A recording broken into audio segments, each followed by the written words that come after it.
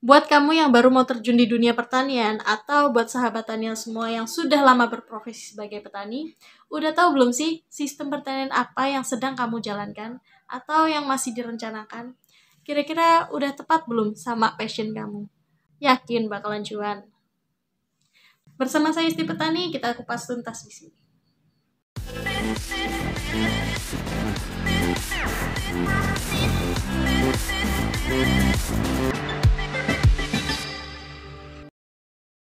Assalamualaikum warahmatullahi wabarakatuh. Halo semua sahabat Tanial, apa kabar semuanya? Semoga kalian sehat selalu dan tetap semangat bertaninya.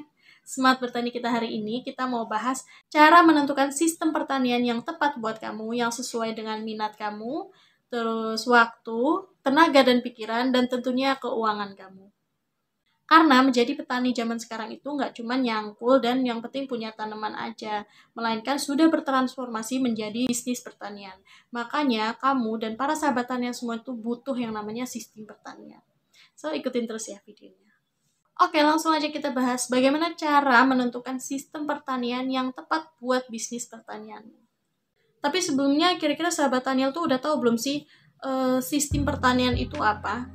Jadi aku jelasin secara singkat aja ya. Jadi sistem itu adalah cara atau teknik untuk mengatur atau mengolah tanaman kita. Jadi kenapa penting banget sistem pertanian ini? Karena biar sahabat tanian tuh nggak jadi petani yang asal-asalan. Nah, nggak mau kan jadi petani yang asal-asalan? Salah satu cara biar kamu nggak jadi petani yang asal-asalan yaitu dengan menentukan sistem pertanian yang tepat. Yang kedua, dengan subscribe channel kami, biar kamu benar-benar berjiwa petani. Ada dua cara sistem pertanian yang sering dilakukan petani yang ada di Indonesia, itu biasanya polikultur dan monokultur. Lalu apa sih polikultur dan monokultur itu?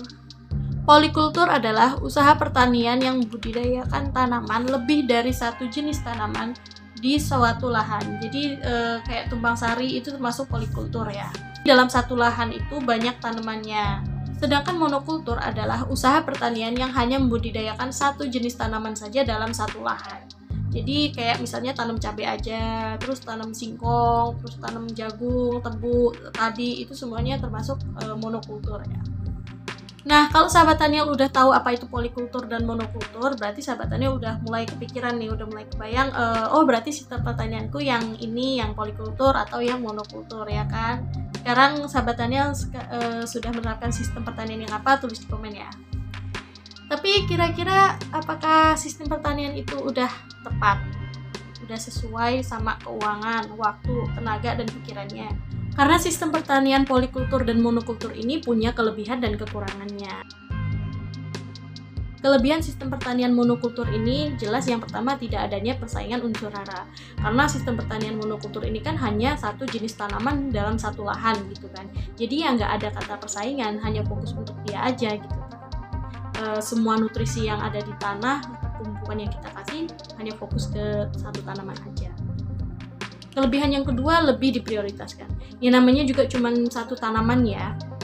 Jadi otomatis perhatian si petani ini hanya memikirkan satu tanaman itu aja. Kelebihan dari sistem monokultur yang ketiga yaitu kemudahan dalam pengolahan lahan. Terus pemupukan, perawatan, dan pengawasannya itu sangat mudah. Karena memang cuma satu jenis tanaman, itu jadi membuat kita itu semakin mudah. Sehingga tidak banyak memakan waktu. Jadi sistem monokultur ini cocok untuk sahabat tanial yang menjadikan pertanian itu sebagai usaha sampingan. Atau sahabat tanial punya pekerjaan yang lain. Contohnya kayak kerja paruh waktu, kayak guru honor, kayak ojek online, dan lain sebagainya. Karena memang kemudahannya itu membuat kita tuh bisa mengerjakan pekerjaan yang lain. Tapi sistem monokultur ini juga punya kekurangan. Yang pertama, kurangnya kesuburan tanah dan hama penyakitnya itu semakin cepat berkembang. Saran saya, jika sahabat tanial memilih sistem pertanian monokultur ini, sahabat tanial harus benar-benar memperhatikan saat pengolahan lahannya. Jadi kalau bisa dijaga tuh kesuburan tanahnya itu harus maksimal gitu kan. Pengolahan lahan awalnya itu harus benar-benar maksimal. Terus kalau udah habis tanam, bongkar lahan, itu sebaiknya diistirahatkan dulu lahannya. Jadi untuk memutus rantai perkembangan penyakitnya ini juga, terus untuk mengembalikan kesuburan tanahnya itu juga. Kekurangan yang kedua yaitu jika gagal, kerugiannya semakin besar. Karena cuma ada satu jenis tanaman dalam satu lahan, jika tanaman itu gagal, maka kerugiannya akan semakin besar. Karena tidak ada tanaman lain yang bisa jadi kemungkinan akan bernasib berbeda dari tanaman utamanya. Saran saya kalau untuk masalah yang satu ini emang agak ngeri-ngeri sedep ya. Tapi kekurangan dari sistem monokultur ini bisa diatasi dengan cara, salah satu caranya yaitu sahabat Daniel punya modal yang besar atau cukup. Yaitu cukup untuk apa? Cukup untuk permodalan tanamannya sampai dia panen. Terus cukup untuk kehidupan kita sehari-hari sebagai petani. Karena monokultur ini hanya mengandalkan satu jenis tanaman, otomatis penghasilan kita akan cair setelah tanaman itu panen. Kecuali sahabat Daniel itu punya 2 lahan yang berbeda dan 2 tanaman yang berbeda. Itu udah lain ceritanya. Tapi gimana kalau sahabat Daniel nggak punya modal yang besar? Apakah nggak bisa nih pakai sistem yang monokultur? Sebenarnya bisa-bisa aja nih ya, mengingat kelebihan dari monokultur ini yaitu satu, punya banyak waktu luang. Jadi sahabat Daniel tuh bisa mencari penghasilan lain selain mengandalkan dari tanaman yang kita tanam waktu itu. Karena kekurangan monokultur ini agak beresiko di bagian kegagalan panennya ya. Jadi sahabat Daniel tuh saran saya harus benar-benar memahami karakteristik tanaman itu seperti apa. Jadi resiko kegagalan itu semakin berkurang dan hasil panennya itu memuaskan. Dan kita juga harus ahli strategi, ahli prediksi. Memang ini bukan hal yang mudah ya. Tapi kalau sahabat Daniel tuh benar-benar fokus, pengen menjadi pengusaha, pengen menjadikan pertanian ini sebagai bisnis pertaniannya sahabat Daniel, mudah-mudahan lambat laun sahabat Daniel itu bisa memahami kebutuhan tanamannya itu seperti apa, pergerakan harganya itu kedepannya itu gimana.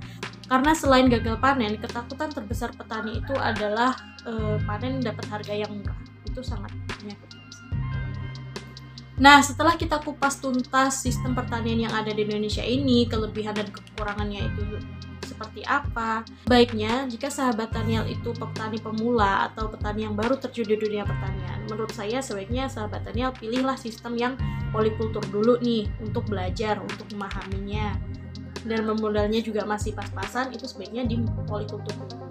Tapi jangan terlalu lama di zona nyaman di polikultur ini. Karena kebanyakan petani besar di Indonesia itu menerapkan sistem yang monokultur. Jadi ya sebenarnya semua itu tergantung sahabat Daniel sih pengen jadi petani yang seperti apa. Kalau sahabat Daniel pengen jadi petani besar, itu ya kebanyakan mereka menerapkan sistem yang monokultur. Tapi kalau baru terjun di dunia pertanian, sahabat Daniel langsung memilih sistem yang monokultur, itu juga nggak apa-apa sih. Yang penting yang pertama itu adalah modalnya itu harus besar. Apapun sistem pertanian yang sahabat Daniel pilih, mudah-mudahan itu menjadi sistem pertanian yang terbaik buat sahabat Daniel semuanya dan menjadikan sahabat Daniel itu petani yang sukses mengangkat derajat pertanian di Indonesia ini. Terima kasih, saya Desti Yulianti. Wassalamualaikum warahmatullahi wabarakatuh.